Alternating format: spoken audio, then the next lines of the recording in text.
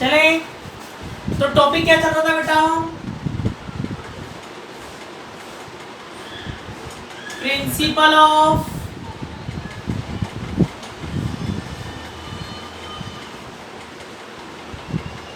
Potentiometer. ठीक है, तो लास्ट क्लास में अपन ने ओनली पोटेंशियोमीटर का प्रिंसिपल डिस्कस ही किया था। मैंने आपको नोट कुछ भी नहीं करवाया था उस दिन। ठीक है, सिर्फ अपन ने समझा ही था उसको। आज नोट करेंगे, एक बार रिपीट कर देता हूँ शॉर्ट में, ध्यान सुनो।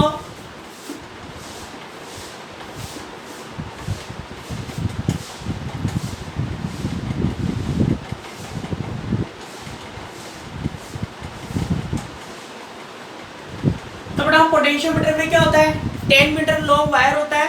तो ए बी क्या अपना 10 मीटर लॉन्ग वायर। ठीक है, ए बी के बिटवीन ईपी की और एक रियोस्टेट कनेक्ट कर देते हैं, जिसको अपन क्या बोलते हैं, प्राइमरी सर्किट। ठीक है, प्राइमरी सर्किट फिक्स रहता है। अब बताओ, जिस सेल का आपको ईएमएफ फाइंड करना है, जिस सेल का आपको ईएमएफ फाइंड करना है उसको कहाँ कनेक्ट करते हैं, सेकेंडरी सर्किट में। इस सेल का अपन को ईएमएफ फाइंड करना है, तो इसको अपन ने किस में कनेक्ट किया, सेकेंडरी सर्किट में। और क्या लगा देते हैं, गैल्वेनोमीटर, साथ में क्या कनेक्ट करते हैं, ज्योति। तो बेटा इसको अपन क्या बोलते हैं, सेकेंडरी सर्किट। ठीक है, तो फर्स्ट ऑफ ऑल मैंने आपको क्या बताया था, बताओ करंट कहां से फ्लो होता है, high potential to low potential.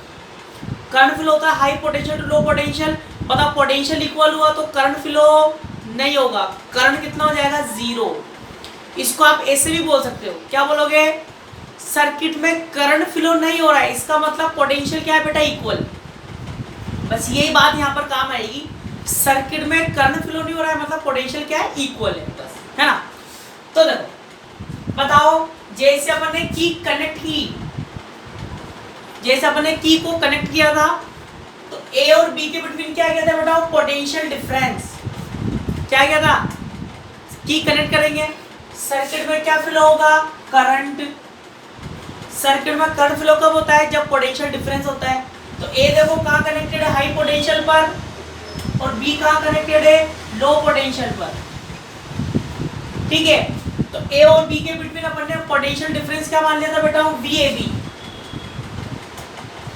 10 metre long wire में पोटेंशियल डिफरेंस कितना मान लिया था अपन ने, VAB। और इसकी लेंथ कितनी ली थी बेटा अपन ने, कैपिटल L लेंथ पर VAB पोटेंशियल। पूरा समझा चुका हूं, बस शॉर्ट में रिपीट कर रहा हूं। ठीक है, L लेंथ पर VAB, तो यूनिट लेंथ पर कितना होगा, VAB अपॉन L। इसको अपन ने क्या बोला था, X का नाम बताओ जल्दी, X को क्या बोला था अपन ने,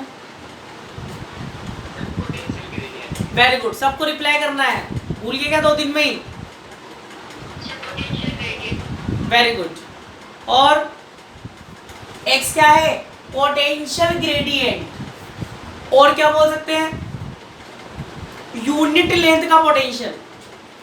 यूनिट लेंथ का पोटेंशियल है X, याद रखना बस। X क्या है, पोटेंशियल ग्रेडियंट, यूनिट लेंथ का पोटेंशियल। ठीक है, अब फिर अपन ने क्या किया था, ज्योति को अपन ने टच किया, ज्योति को आपने क्या किया था, सपोज C पर टच किया, किस पर टच किया, C पर। तो बताओ सपोज लेंथ कितनी है, L1, लेंथ कितनी है, L1। तो बताओ VAC कितना लिखूंगा, AC के बिटवीन पोटेंशियल कितना होगा,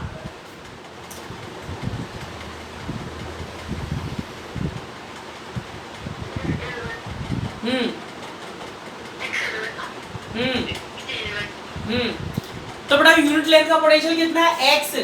L1 लेंथ का XL1। अब बताओ यहाँ करंट फ्लो हुआ, जैसे आपने C पे टच किया क्या हुआ, करंट फ्लो हुआ। तो बता AC के बिटवीन जो पोटेंशियल है, यहाँ जो पोटेंशियल VAC, क्या वो इस E के इक्वल होगा क्या।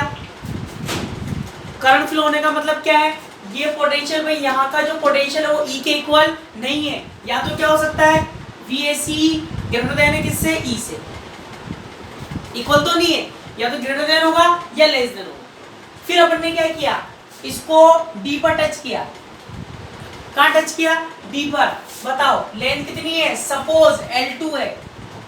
बताओ AD के बिटवीन पोटेंशियल क्या लिखते हैं, VAD इक्वल्स टू XL2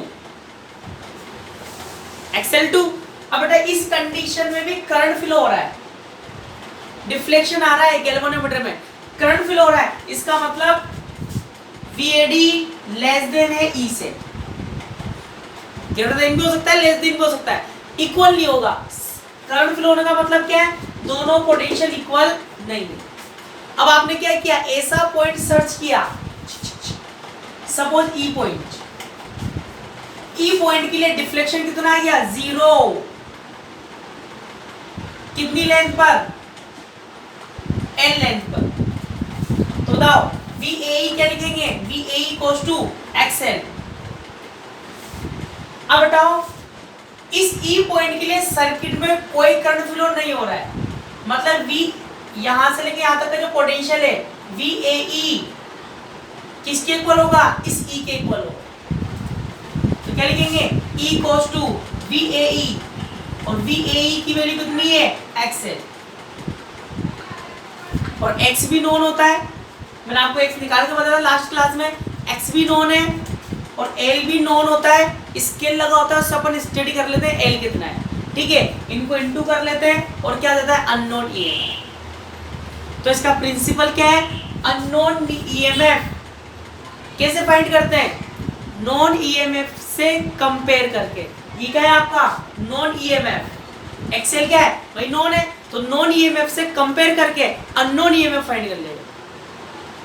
तो एग्जामिनर आपसे पूछेगा कि बेटा बता पोटेंशियोमीटर का प्रिंसिपल क्या है, तो क्या वहां इतना डिटेल बताओगे क्या, वहां कैसे डिटेल बताओगे क्या, क्या बोलोगे वहां पर, वहां पर आपको एक लाइन में आंसर देना है, क्या बोलोगे, अननोन EMF कैसे फाइंड करते हैं, नॉन EMF से कंपेयर करके, अननोन EMF नॉन EMF से कंपेयर करके फाइंड करना, या यूं बोल दो नॉन वेरिएबल, वेरिएबल बोलोगे तो उसको लगेगा कि हाँ भाई बच्चा और अच्छा जानता है, वेरिएबल क्यों बोल रहे हैं, क्यों बेटा L चेंज हो रही है, L चेंज होगी तो XL की वैल्यू चेंज होगी, तो नॉन वेरिएबल है।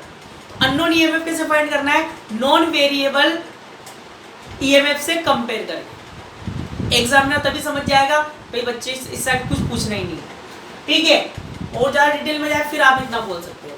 तो यही आज आपको लिखाना है, तो ये आज मैंने आपको एक बार और रिपीट कर दिया, तो लिखो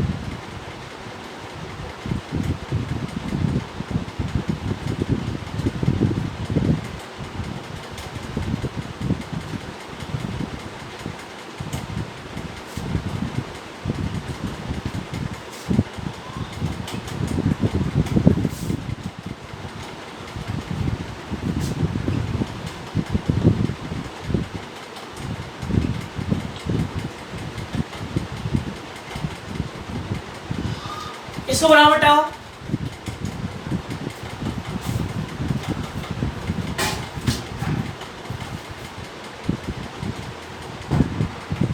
key K, when the closed key K,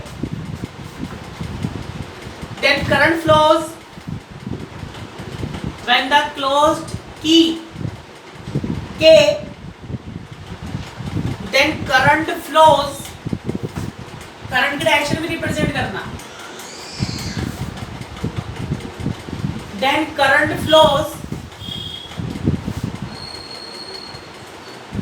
in primary circuit,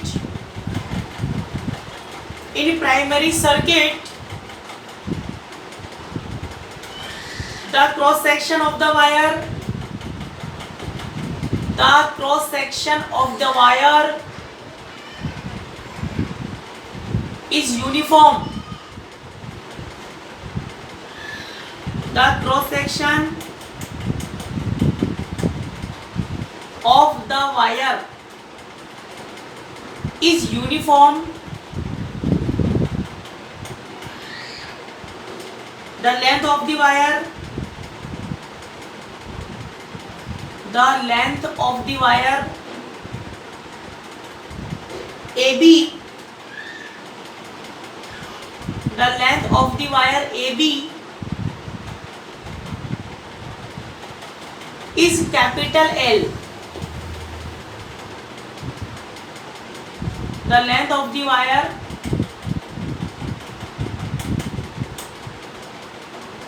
AB is capital L, then the EMF is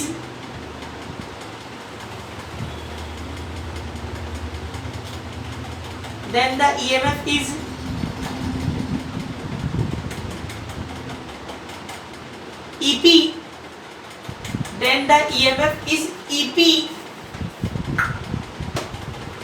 EP is divided equally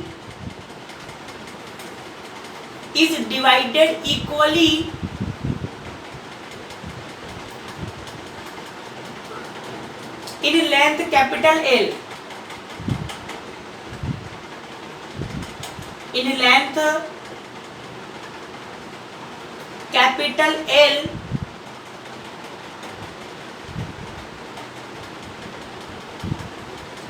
next line से नोट करो, नेक्स्ट लाइन से then the potential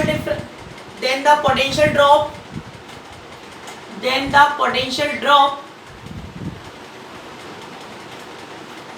per unit length, then the potential drop per unit length of the wire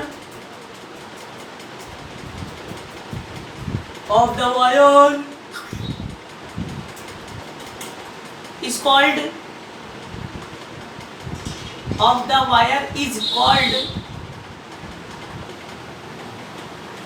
potential gradient.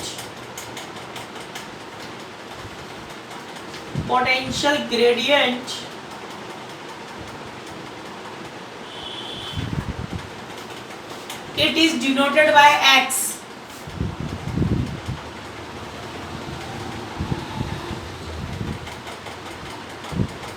It is denoted by X.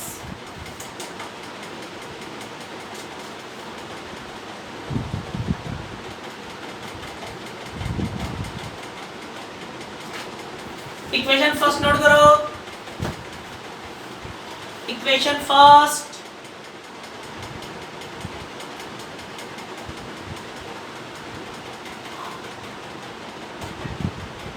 Next line से note करो, if the resistance of the wire AB is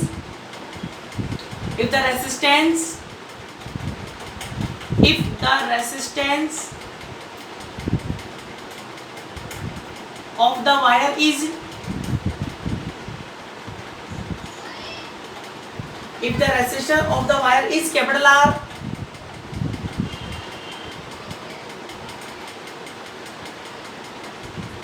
and constant current capital I,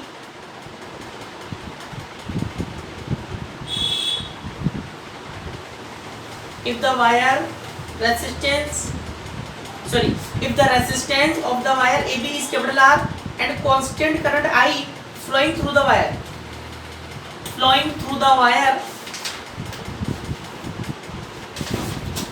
then flowing through the wire,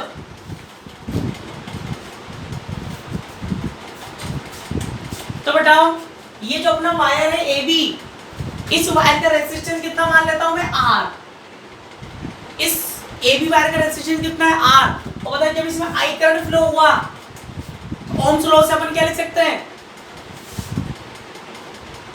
VAB equals to IR, then VAB की value put कर दो, X equals to क्या होता है IR upon L, equation number 2 note करो,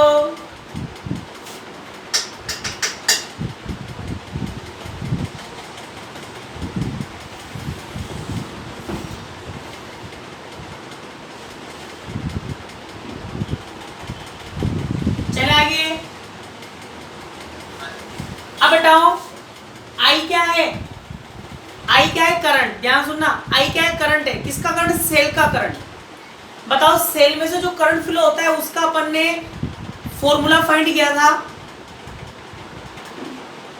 जब अपन पढ़ रहे थे कॉम्बिनेशन ऑफ सेल, अगर आपको याद हो तो। करंट का फॉर्मूला क्या था, E equals to E upon R plus small r। याद करो, प्रीवियस चैप्टर में पढ़ के आए, यस और नॉट। तो बताओ यहाँ पर E, यहाँ पर लैंग्वेज आएगी, अभी ध्यान देना।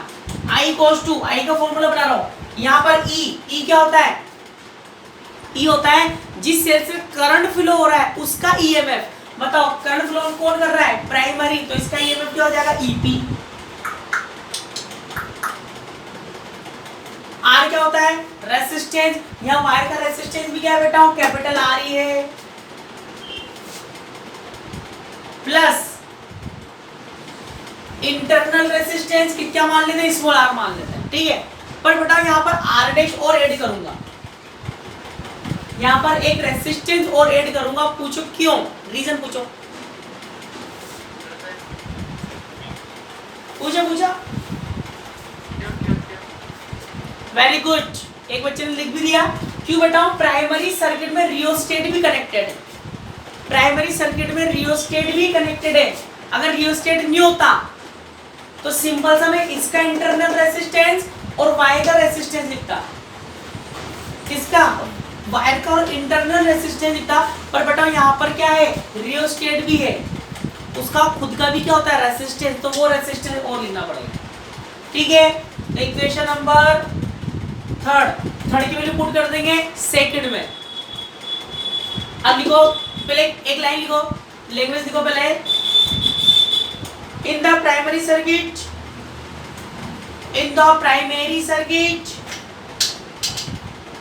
the resistance of rheostat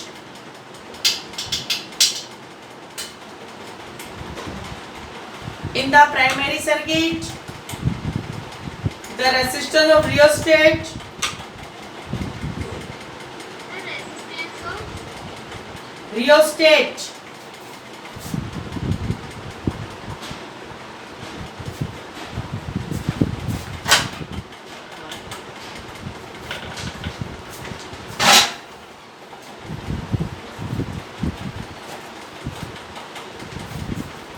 इनकी भी चाहिए,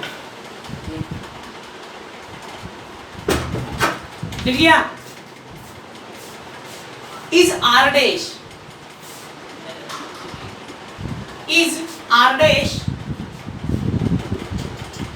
and internal resistance small r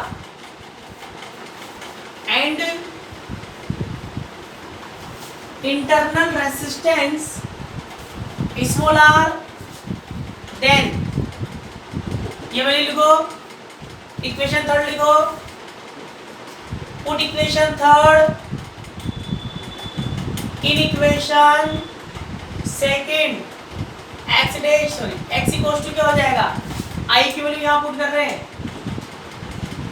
E P upon R plus R dash plus small R, और क्या हो जाएगा, आर बाई एल, ठीक है। तो ये है टर्मिनल पोटेंशियल का actual formula, sorry potential gradient का फॉर्मूला है। कभी कभी वो आपको न्यूमेरिकल भी दे सकता है इसके ऊपर, कभी कभी इसके ऊपर वो आपको न्यूमेरिकल भी चिपका सकता है।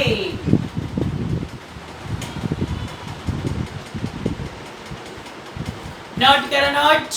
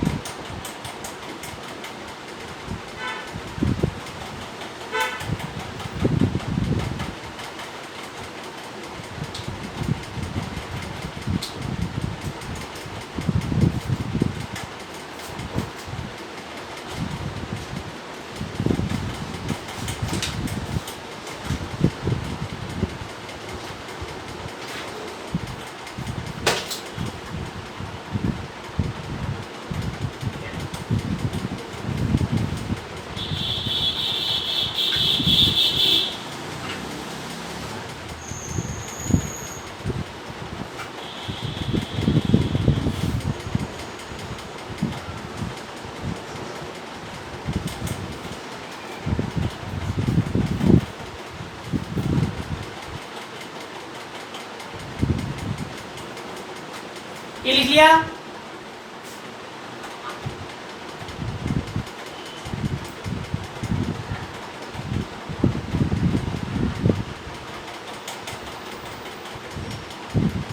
जो सिलेबस में बेटा रिड्यूस किया है ना, वो कुछ ज़्यादा टॉपिक तो हटाया नहीं है, थोड़ा थोड़ा टॉपिक हटाया हर चैप्टर में से। पूरा कभी मतलब ऐसा भी नहीं कर सकते थे पूरा एक चैप्टर उड़ा दें या 2 चैप्टर उड़ा दें, ऐसा तो उड़ा भी नहीं सकते थे वो। ठीक है, तो हर चैप्टर में से कुछ कुछ टॉपिक उन्होंने उड़ा दिए। ठीक है, तो वो भी अपन डिस्कस करेंगे। पहले जो अपन का जो सिलेबस है उसके अकॉर्डिंग चलेंगे, फिर हर चैप्टर में जो भी टॉपिक अपने बचे हुए हैं उनको भी डिस्कस करेंगे बाद में।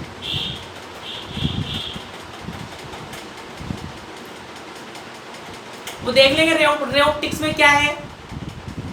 ठीक है, पर बेटा जैसे मान लो मैं मतलब कुछ जो चीज़ उन्होंने हटाई है उससे रिलेटेड भी अपने टॉपिक, जैसे मान लो कोई टॉपिक उन्होंने हटा दिया और जो टॉपिक अपने सिलेबस में है, एक टॉपिक मान लो उन्होंने हटा दिया, एक first topic and second topic.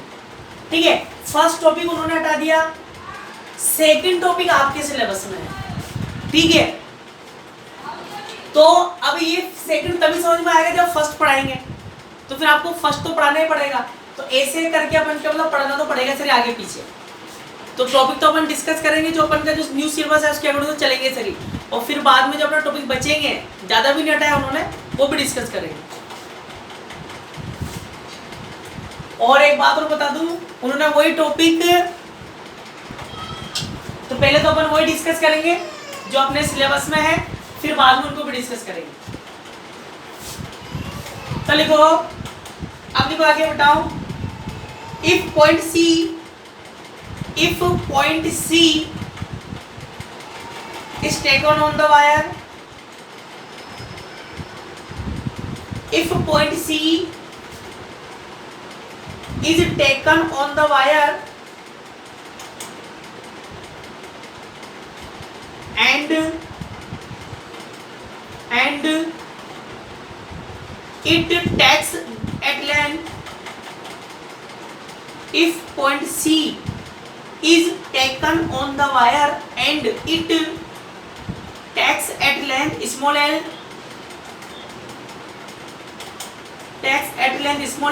from a point,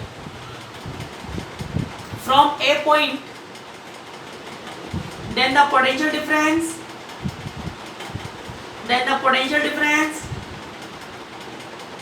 between A and C,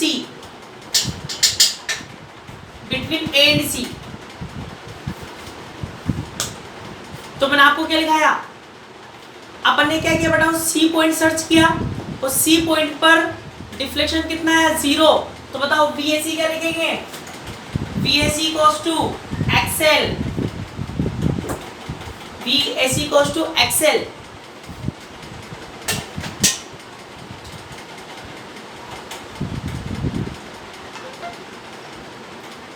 note हो गया। अब बताओ x तो अपन को नोन होता है, x तो नोन है, पोटेंशियल ग्रेडियंट है, और लेंथ भी नोन होती है, स्केल लगा होता है, लेंथ अपन वहां स्टडी कर लेते हैं, तो VAC ऑल्सो नोन हो जाएगा। ठीक है, तो लिखो here x and L is known, here x and small l is known, hence VAC is also known,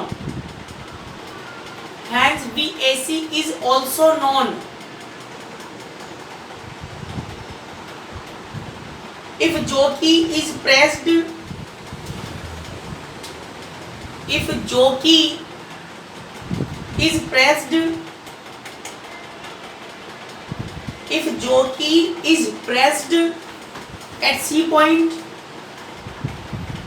at C point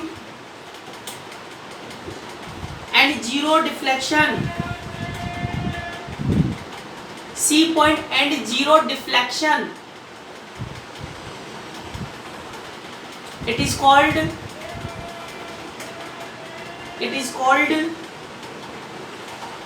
balanced length,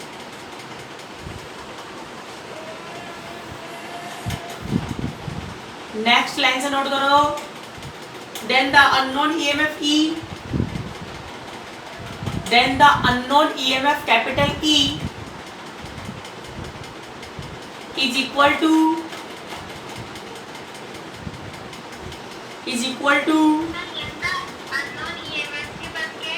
capital E, unknown EMF capital E is equal two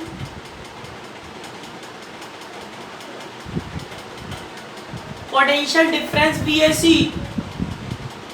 is equal to potential difference VAC, then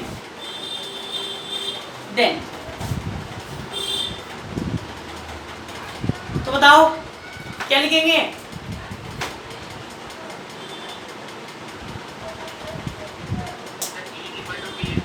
very good. तो बेटा L length के लिए वही वाली बात, L length के लिए secondary circuit में कोई करंट फ्लो नहीं हो रहा है। Very good. गैल्वेनोमीटर में जीरो डिफ्लेक्शन है, और जब जीरो डिफ्लेक्शन होगा तो VE कोस टू क्या हो जाएगा? VAC, और VAC की वैल्यू क्या होगी बबलू? एक्सएल। तो यहाँ से आप जो अननोन ईएमएफ है वो एक्सएल से क्या कर सकते हो बेटा? फाइंड कर सकते हो। ठीक है, तो unknown EMF, non EMF variable है, वेरिएबल नॉन ईएमएफ से कंपेयर करके क्या कर लेते हैं? फाइंड कर लेते हैं। यही पोटेंशियोमीटर का प्रिंसिपल है। ठीक है, ये लिख लो।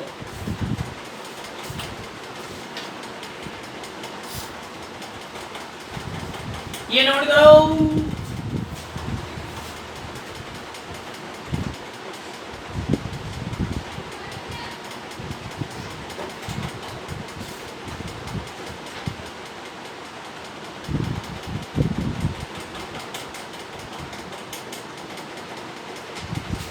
चलो अब देखो बताओ precautions with potentiometer, precautions with potentiometer. देखो प्रिकॉशंस क्या क्या रखने बेटा आपको, वो ध्यान से देखो।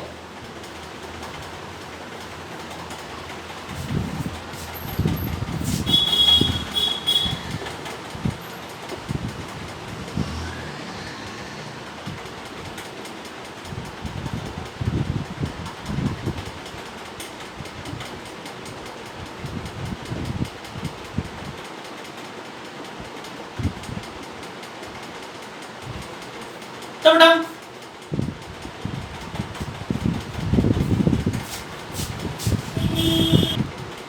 चलो अब बेटा इसके प्रिकॉशंस क्या क्या है वो ध्यान से देखो।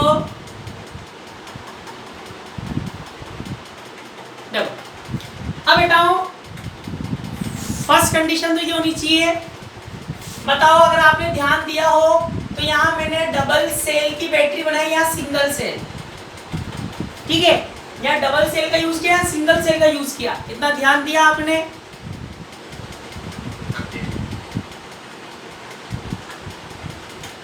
बताओ तो, यस और नॉट?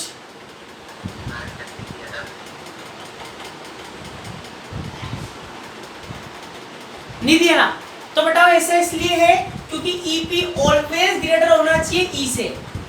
मतलब प्राइमरी सर्किट में जो सेल आप लगा रहे हो उसका ईएमएफ सेकेंडरी सेल से क्या होना चाहिए बेटा? बढ़ ज्यादा होना चाहिए। ठीक है, अगर ये बड़ा नहीं होगा, ईपी ग्रेटर देन ई नहीं होगा तो आपकी रीडिंग नहीं आएगी, रीडिंग कभी नहीं आएगी। क्यों नहीं आएगी? क्योंकि बेटा जो को यहाँ टच करोगे तब भी डिफ्लेक्शन इधर आएगा, और जो को यहाँ टच करोगे तब भी डिफ्लेक्शन इधर ही आएगा। जब एक ही साइड डिफ्लेक्शन आएगा तो जीरो कभी नहीं आएगा आपके पास। ठीक है, तो इसलिए ईपी ऑलवेज क्या होना चाहिए? ग्रेटर होना चाहिए। ठीक है, दूसरा, और बेटा जितने भी सेल आप कनेक्ट कर रहे हो उनके पॉजिटिव सेम पॉइंट पर कनेक्ट होने चाहिए। सेम पॉइंट ए पॉइंट पर कनेक्ट होने चाहिए, और ए पॉइंट मतलब हाई पोटेंशियल होना है। मतलब सबके जो पॉजिटिव हैं, जो हाई पोटेंशियल है, वो एक ही पॉइंट पर कनेक्ट होने चाहिए। ठीक है, नेक्स्ट प्रिकॉशंस, आपको जो चीज को जब आप इस पर टच करोगे प्रैक्टिकल लैब में भी इसको आपको ध्यान रखना, चाहे पोटेंशियोमीटर हो, ये प्रिकॉशन दोनों के लिए सेम है। पोटेंशियोमीटर हो चाहे मीटर ब्रिज हो, ठीक है, उसमें आप दोनों में क्या करोगे बेटा, जोकी को आप वायर पर टच करोगे ऐसे। बहुत से बच्चे क्या करते हैं, रब करते हैं ऐसे, जोकी को रब नहीं करना है उसके ऊपर, जोकी को उठा उठा कर टच कर रहा है और जीरो डिफ्लेक्शन वाला पॉइंट फाइंड करना है। अगर बेटा आप रब करोगे जोकी को, अगर आप रब करोगे वायर पर तो क्या हो जाएगा, तो क्या होगा, कहीं से वायर पतला और कहीं से मोटा हो जाएगा, ऐसा वायर हो जाएगा। कहने का मतलब वायर का क्रॉस सेक्शनल एरिया जो थिकनेस है वो चेंज हो जाएगी, और जब वायर का क्रॉस सेक्शनल एरिया चेंज होगा, इसीलिए लिखा है आपको क्रॉस सेक्शनल एरिया चेंज, तो potential gradient change, potential gradient change, तो अपना जो VAC आएगा वो भी क्या हो जाएगा, चेंज हो जाएगा, मतलब एक्यूरेट नहीं आ पाएगा। ठीक है, लिखो फर्स्ट नंबर लिखो, EMF of the cell in primary circuit, EMF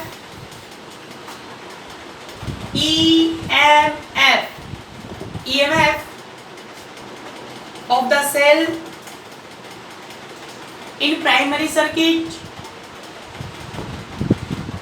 in primary circuit, must be more than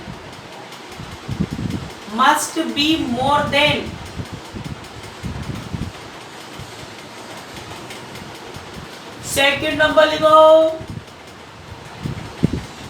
second number, all positive terminals should be EMF of the cell in primary circuit must be more than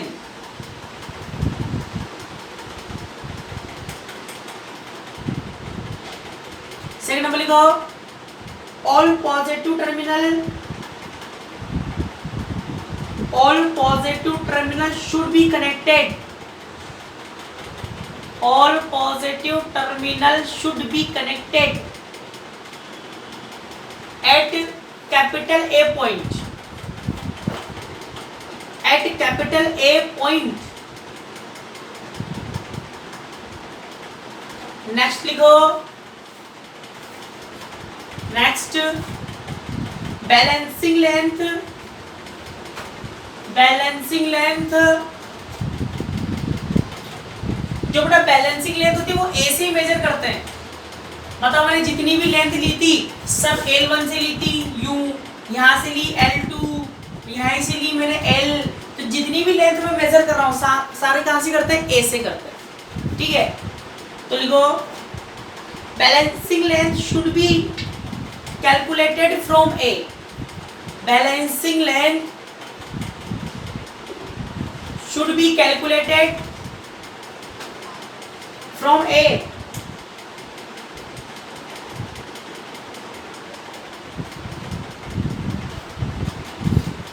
एक और लिख लो, और बेटा जब भी आप reading ले रहे हो, आपने सपोज एक रीडिंग फाइंड कर ली है ना, याद सुनना, एक रीडिंग आपने फाइंड कर ली, उसके बाद की को थोड़ी देर के लिए डिस्कनेक्ट कर दो, की को थोड़ी देर के लिए क्या कर दो, डिस्कनेक्ट कर दो,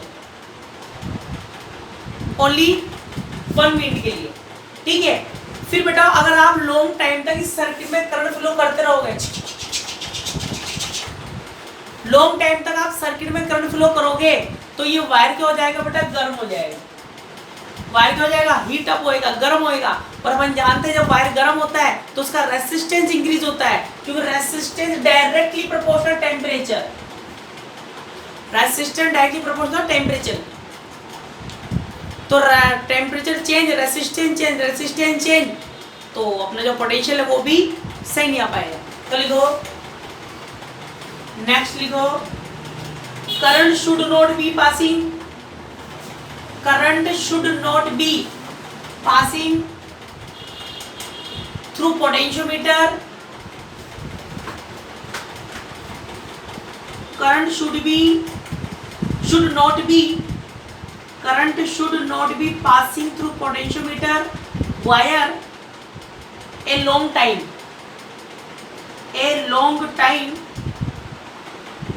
otherwise this will heat up, otherwise this will heat up, then wire, sorry, heat up the wire, heat up the wire and will change its resistance, and will change its resistance. Current should not be passing through potentiometer wire a long time, otherwise this will heat up the wire and will change its resistance.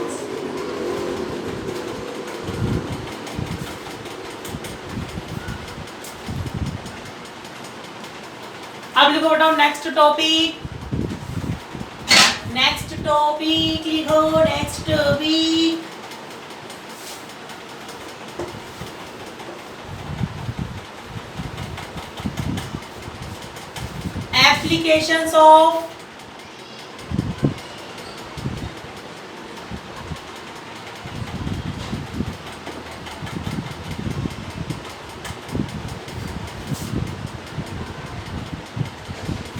applications of potentiometer.